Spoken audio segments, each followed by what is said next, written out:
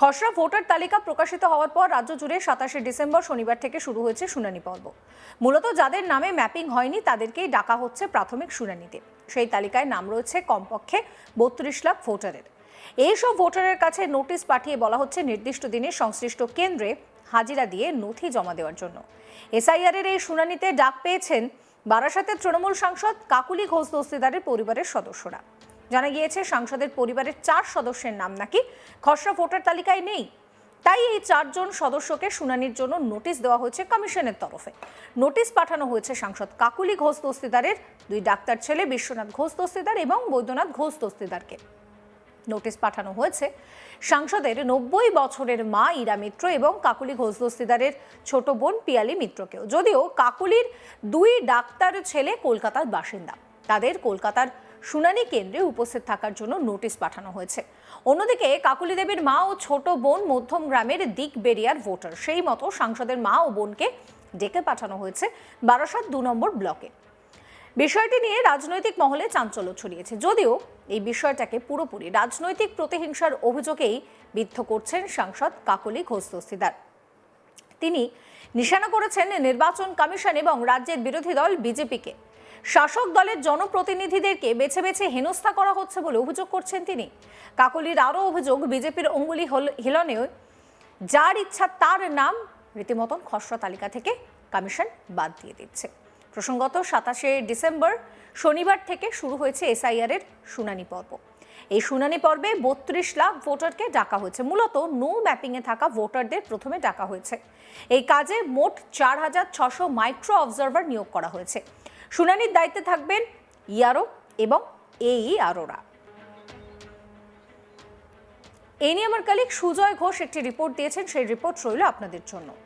এসআইআরের খসড়া তালিকায় তৃণমূল কংগ্রেস সাংসদ, বারাসাতে তৃণমূল কংগ্রেস সাংসদ কাকলি ঘোষ দস্তিদারের 2 পুত্র এবং তার মা এবং তার বোনকে, টোটাল 4 জনকে তাদের খসড়া তালিকায় নাম না থাকায় তার 4 জনকেই তলব করা হয়েছে।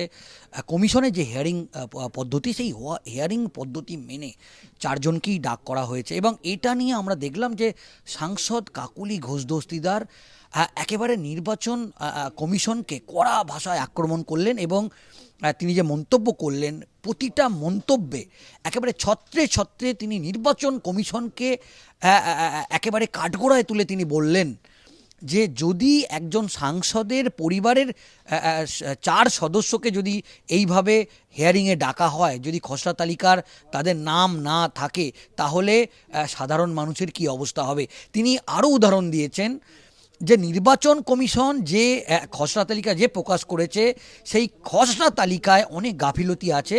এবং এটাও তিনি বলেছেন যে মুখ্যমন্ত্রী মমতা বন্দ্যোপাধ্যায় অনেক আগেই দাবি করেছেন, অভিষেক বন্দ্যোপাধ্যায় অনেক আগেই দাবি করেছিলেন যে এই যে 1 মাস যে টাইম, যে 1 মাসের মধ্যেই এই যে এসআইআর যে পর্ব, সেই পর্ব কোনোভাবেই সম্ভব না। এবং কাকলি ঘোষ আরও এক কদম এগিয়ে বলেন বুথ লেভেল যে অফিসাররা আছে তারাও কিন্তু এই 1 মাসের সময়সীমাটা বারবার তারা বিরোধিতা করেছে। অন্যদিকে যখন কাকলি ঘোষ দস্তিদারের এই মন্তব্য এবং নির্বাচন কমিশনকে কাকলি ঘোষ দস্তিদার যেভাবে কড়া ভাষায় আক্রমণ করলেন, ঠিক তার পাল্টা নির্বাচন কমিশনের তরফ থেকে একটি টুইট করে জানানো হলো যেহেতু তার মায়ের বয়স অনেক বেশি, সেহেতু তার মাকে হিয়ারিংয়ের মুখোমুখি হতে হবে না।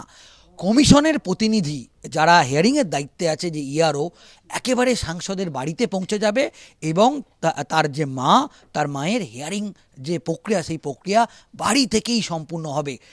তার কাকলি ঘোষ দস্তিদারের মাকে কোনোভাবেই হিয়ারিং প্রক্রিয়ায় অংশগ্রহণ করতে হবে না। মানে যে হিয়ারিং যেখানে কেন্দ্র আছে সেখানে আসতে হবে না, তার বাড়িতেই পৌঁছে যাবে কমিশনের আধিকারিকরা। এবং অন্যদিকে আমরা যেটা দেখলাম যে ইতিমধ্যেই কিন্তু 27 তারিখ থেকে গোটা রাজ্য জুড়ে যে হিয়ারিং পদ্ধতি, সেই হিয়ারিং পদ্ধতি শুরু হয়েছে। অন্যদিকে আমরা কমিশনের তরফ থেকে এটাও জানতে পারছি যারা নতুন ভোটার তারা যেরকম ফর্ম 6 এর মাধ্যমে আবেদন করতে পারছে, যারা হয়তো কোনো ভিন রাজ্যের থাকে কর্মসূত্রে, তারাও নতুন করে অ্যাপ্লিকেশন করতে পারছে। এমনকি কোনো কারণে দেখা গেছে যে তার ভোটার তালিকা থেকে নাম ডিলিট হয়ে গিয়েছে, বা তার পরিবারের কোনো সদস্য কেউ কোনো কারণে তাদের নামটা কোনোভাবে খসড়া তালিকায় ওঠেনি। এমনকি এটাও জানা যাচ্ছে যে হয়তো বুথ লেভেল অফিসার তাকে যে ফর্ম দিয়েছিল সেই ফর্ম তিনি জমা করেছেন, অথচ তার নাম ওঠেনি। প্রত্যেকেই কমিশনের তরফ থেকে একেবারে নির্দেশিকা দেওয়া হয়েছে, প্রত্যেকেই নতুন করে নাম তুলতে পারবে, এবং কমিশনের একদম নির্দিষ্ট যে গাইডলাইন আছে, ফর্ম 6 আছে, ফর্ম 7 আছে, ফর্ম 8 আছে।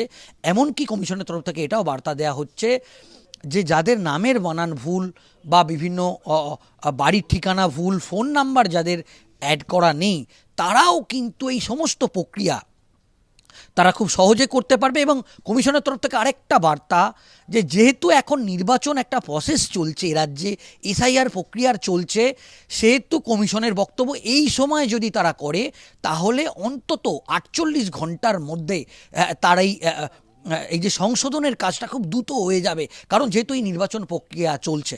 অন্যদিকে কাকলি ঘোষ দস্তিদারকেও কমিশনের তরফ থেকে বার্তা, যে তার মাকে কোনোভাবেই যে শুনানি কেন্দ্রে যাওয়ার দরকার নেই। কমিশনের আধিকারিকরা, যেহেতু তার মায়ের অনেক বয়স হয়েছে, সেহেতু কমিশনের আধিকারিকরাই পৌঁছে যাবে।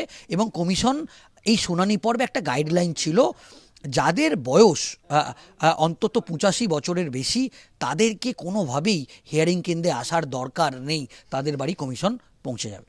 এই মুহূর্তে দাঁড়িয়ে এই এসআইআর নিয়ে কিন্তু রাজ্য রাজনীতি যথেষ্টই উত্তাল হচ্ছে। অভিষেক ব্যানার্জি থেকে শুরু করে তৃণমূলের প্রথম সারির সবাই একটাই কথা বলছেন, যে সবটাই হচ্ছে বিজেপির অঙ্গুলি হেলনে।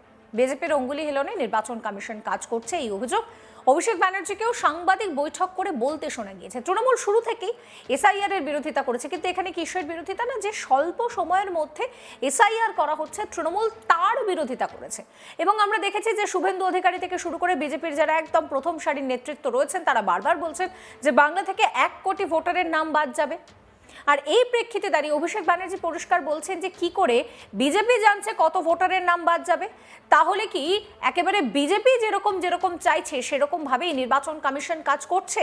এই নিয়ে রীতিমতন প্রশ্ন উঠতে শুরু করেছে। আর এই মুহূর্তে দাঁড়িয়ে চলছে শুনানি পর্বের কাজ। প্রচুর মানুষ তারা আতঙ্কে রয়েছেন যে হঠাৎ করে যদি তারা প্রমাণ করতে না পারেন, কোনো যদি সমস্যা হয়, তাহলে কি তাদেরকে ডিটেনশন ক্যাম্পে পাঠিয়ে দেওয়া হবে? একটা সকালে উঠে তারা জানতে পারবেন যে তারা আর এখানকার নাগরিক নয়, তাদেরকে বাংলাদেশে পাঠিয়ে দেওয়া হবে। কি করবেন তারা?